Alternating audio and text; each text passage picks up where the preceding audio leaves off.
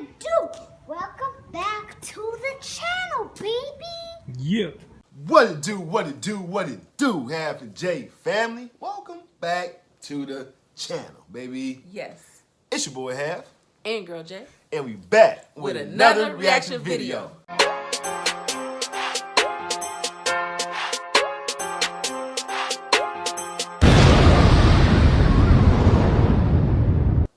All right, y'all, what it do, man? Happy first of the month. You know what I'm saying? It's the first of the month, baby. It is. So, am I the only one that's out there that plays Bone Thugs and Harmony the first of the month, every first of the month? Y'all let me know. Comment down below. I'll wake up playing.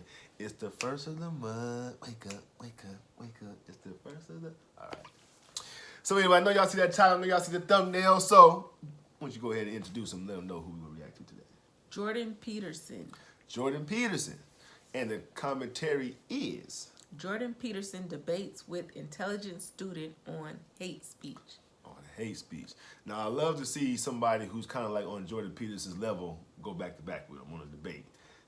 Because those would be very interesting. Right. You know what I'm saying? Because they both make some pretty valid points on both sides. So, we about to dive right into this one. But before we do, everybody that's out there who has not yet subscribed to the channel, come up top, circle your head, don't hit the button. Boom. Go ahead and hit the subscribe button. Yes. Turn your post notifications on. Yes. Like and share this video. Yes. And comment down below, baby. Down below. Come and join the squad, man. Half and J. Yes. We over here kicking off. What? Good vibes, baby. Good vibes. Booyah! Oh, okay. All right, here we go, y'all. Jordan Peterson. Let's see what he got to say today, baby.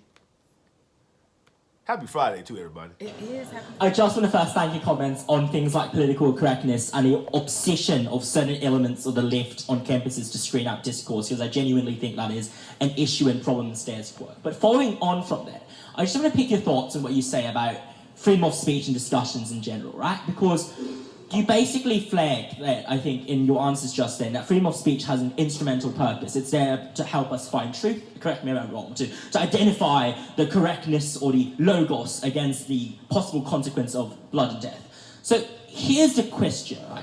If I, as an individual, am affected by discourse in a way that doesn't cause physical violence, so that's not bound by hate speech laws and whatnot, but makes me feel so deeply uncomfortable that I don't belong to society or this community, or when I say something, whenever I try to say something, I'm ridiculed because of my race, the way I talk, or my gender, or the way I behave, then surely that means that my valuable insight to contribute towards logos, towards the pursuit of truth, is shut out by other people's more vociferous speech and more dominant speech. And this is what we see in cases of campuses, whether it be from the right or the left, of people using very violent and loud language to drown out dissent, to drown out those who oppose them on campuses, in society and whatnot. From Donald Trump to people in Swarthmore, we've seen this happen. So wouldn't you say that the attempt to claw back or the right of freedom of speech isn't so far absolute as instrumental? And based on that, therefore, there are some cases where freedom of speech of some individuals can be curtailed if we want to get a better appreciation of the logos and a better inclusion of more voices that are currently being shut out as a result of the extremity and radicalism of those select few. Wouldn't you say that's the case? Thank you. I guess he made his little argument there, huh? You know what I'm saying? Good little question. Thank you. Of those select few. Wouldn't you say that's the case? Thank you.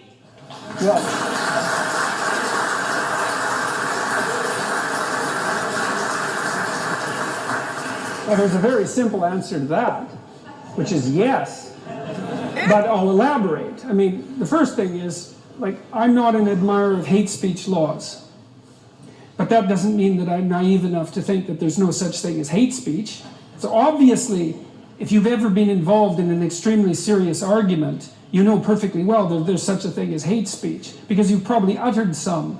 So, you know, and there's also no doubt that there are forms of speech that are utterly reprehensible, and some of those are actually already punished by law. You can't incite to violence, you can't libel someone, right? So we have some restrictions already on what's acceptable discourse. Whether it's the case, typically speaking, that some people have more privileged access to free speech than others, well, that's obviously the case. I mean, that's part of power. Yep. And power is one of the means by which people climb hierarchies, although the more you can climb a hierarchy by exercising power, the more that's an indication of the fact that that hierarchy has become corrupt. So there's no doubt that these structural impediments to the free exchange of discourse exist. There's also no doubt, as you already laid out, that that's not in everyone's best interest, because what you want, if you have any sense in your society, and this is also why I think that we've put proper emphasis on the sovereignty of the individual, is that you want everyone's logos to have the opportunity to clarify the unknown and reconstitute the world. And if you shut that down, then you risk getting access to the unique insights that that individual might bring. Okay, so I agree with your diagnosis completely. And I think that, you know, even in the West, to ignore the fact that many of our hierarchies tilt towards tyranny and that prejudice still exists in multiple forms is a mistake, although it's only one factor among many and shouldn't be identified as the primary causal determinant of each individual's life. I think that's a dreadful error. The question is, what do you do about it? And the devil's in the details. And as I said already, I'm not an admirer, for example, of hate speech laws, even though there's plenty of hateful speech, because I think the best thing to do is to leave free speech alone as much as you possibly can. Not because that will result in the perfect conditions for free speech, but because anything else that you're likely to do is going to make it worse rather than better. And so that's how it looks to me. Can I just follow that? Very quickly. So, just want to pick your brains on hate speech laws, because it seems that you agree that a pursuit of logos and logic and some sort of achievement of individualization, individual autonomy that is the end goal of discussion here, right? So let's assume, like, correct me if I'm wrong again, that's the end objective. Here's the thing, it seems No, like... I wouldn't say that exactly. I wouldn't say that exactly. I think that's too individualistic. I would say that what you want is two things happening simultaneously, is that you want to maximize individual development, but you want to do that in a way that brings the greatest amount of harmony simultaneously possible to the familial unit and also to the broader social unit. So those interests have to be stacked. It's like what's best for you, but that's also in a manner that's best for your family and for your community. So it's not purely individual. So on that basis of achieving communal harmony and individual freedom at the same time, wouldn't you say that there are certain forms of free speech or hate speech that are so vehement and so de-dignifying that it disrupts both local harmony within communities, but also makes individuals feel as if they can't really engage in retaliatory, clarificatory discourse against them because they fear the potential repercussions, even if it doesn't lead to violence. They just fear it so much that it might irrationally or rationally even drive them. Oh, it happens all the time. In fact, it's the standard situation. You know, if you look across the world, most societies don't do a good job of either promoting or allowing free speech. I don't know how we ever managed it. It's so unlikely because it's so hard on people and hard on those who occupy positions of power in tyrannical hierarchies that I can't believe that any society's ever managed to figure it out at all. So those dangers are always there. And I also think the highest likelihood often is that societies that do put high value on free speech will lose that because it's so difficult to maintain. So, but with regards to hate speech, for example, let's say that things would be much better if there was less hateful speech. It's like, seems highly probable to me, especially if you look at the more egregious forms of hateful speech. How best to regulate it? Well, my sense is you let those who wish to utter hateful things do so and let everyone hear them, because that's the best way to ensure that what they're saying will be understood and rejected. Now, in order to posit that, you have to assume that the population composed of sovereign individuals is wiser than it is foolish. And, you know, that's a type... That's a hope. You might think about it as an axiom of faith, but I do believe it to be the case. I think that if you put the evidence in front of people, by and large, they will do the right thing. I think that the problem with regulating hate speech, it's very simple. Who defines hate? An answer to that is, over any reasonable period of time, exactly the people you would least want to have define hate. And so the consequences of the regulation become incalculably worse as a problem than the problem that they were designed to deal with. To think otherwise is to think in a sort of utopian manner. It's like, well, we have a problem, hate speech. Well, we can come up with a solution and there will be no problems with that solution. It's like, no, that isn't how the world works. You know, when I'm negotiating with my clinical clients, one of the things I always tell them is, often, because they're in difficult circumstances, and often not for psychological reasons, it's like, no, you don't understand. You're screwed both ways. You don't have an option here where you're not going to suffer. That's what it means to be in a bad situation. You're going to pay a price both ways. You can pick your price. Okay, so we're going to have hate speech, or we're going to have the consequences of the arbitrary regulation of hate speech. Well, I know what the consequences are of the arbitrary regulation of hate speech, is that things get a lot worse, because hate's very difficult to define. And that's actually a real problem when you're trying to regulate it, because you have to be able to define it. And we're already at a point where, well, you made someone uncomfortable. Why isn't that hate speech? I mean, I was basically asked that by one of your most outstanding journalists, or your most popular journalists. Well, why should you have the right to say something that's offensive? It's like,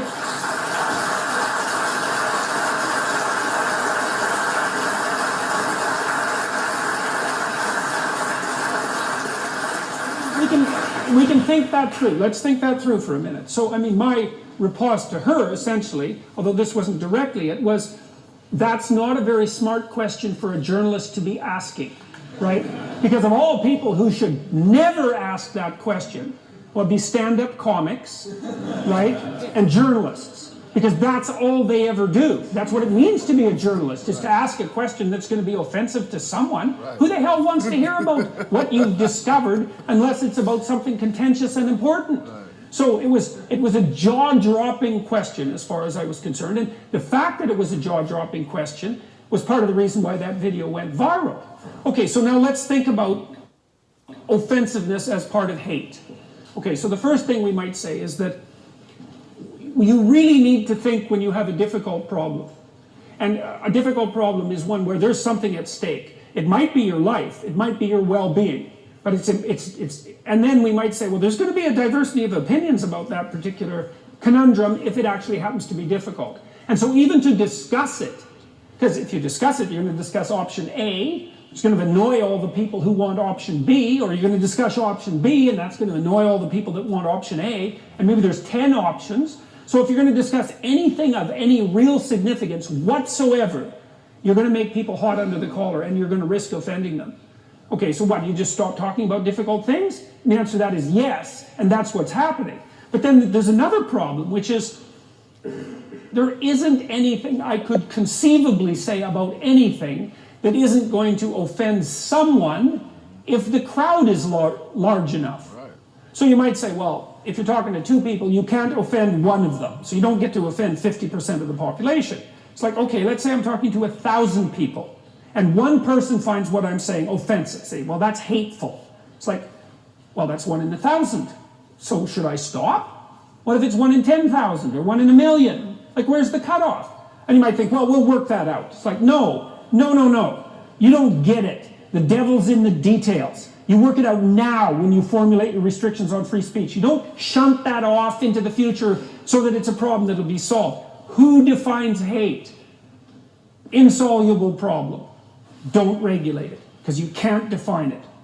That's how it looks to me. So you have the free marketplace of ideas, so to speak, where the collective can render a judgment on the acceptability of an idea on an ongoing basis. And that isn't a great solution, because we don't have great solutions. We have partial, fragmentary solutions that make us somewhat less abjectly miserable than we might be. That's what we have. And if we try to eradicate that kind of risk completely, all we do is magnify a different kind of risk. Thank you.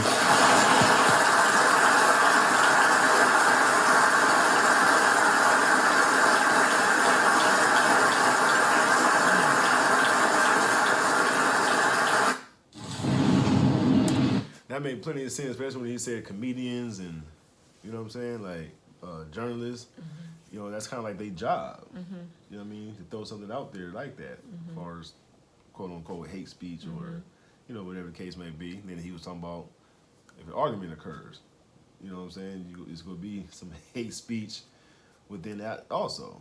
You know what I'm saying? So like to me, it makes plenty of sense. Like what defines the hate speech? Like, Right. you know what I'm saying? So, you know, so I mean, you know, how you feel?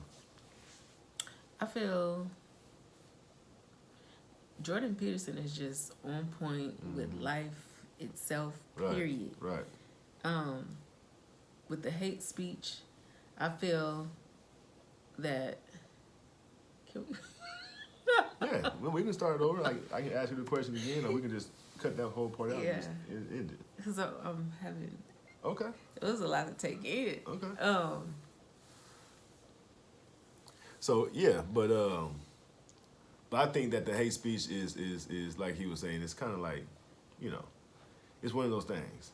You know, you can't really define it like that. You know what I'm saying? Until somebody can really define exactly what it is, type of thing. You know. So, but anyway, y'all let us know what y'all think about it. You know what I'm saying? Y'all leave your comments down below. Also leave your suggestions on your next reaction video that you guys want to see us get down to. Yes. And with no further ado, hope you guys stuck with us. Matter of fact, if you stuck with us to right here, y'all got to at least subscribe to the channel. You know what I'm saying? Right. Right. If you came this far and ain't subscribed, it's going to be a problem. Period, point blank. You know what I'm saying? I'm going to make sure your gas price going to go up even more. Oh, wow. Yeah. Wow. Put it up to $6 a gallon. You know what I'm Oh, no. saying? But anyway, let's get to some shout outs though. Okay. First shout out goes to Drum roll, please. Trenton Dean. What's up, Trenton Dean? What's going on, Trenton? Shout out to you though, man. Hope you're a Frisco fan, but if not, you know, it's all good. I can understand. Probably got dropped in your head as a kid. So. But anyway, shout out to you though, man. Hope you enjoyed that Jordan Peterson. If you're with us, if you hear your name, please leave a comment down below and let us know that you even heard your name, man. Yes. Yes. And second shout out goes to One Thought. What's up, One Thought? One thought. What's going on? That's all it takes is one thought. You know what I'm saying? You can change the game. Yeah. Change your whole life. Right. You know what I'm saying? One thought. One Thought. But shout out to you. Hope you definitely enjoyed that Jordan Peterson. Leave your comments down below. Don't forget to subscribe to the channel. Yes. We're on our way to 210K. Woo.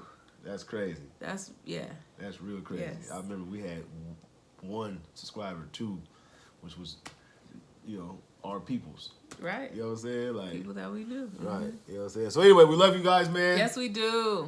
And we'll catch y'all in the next reaction video. Yes. Peace. Peace.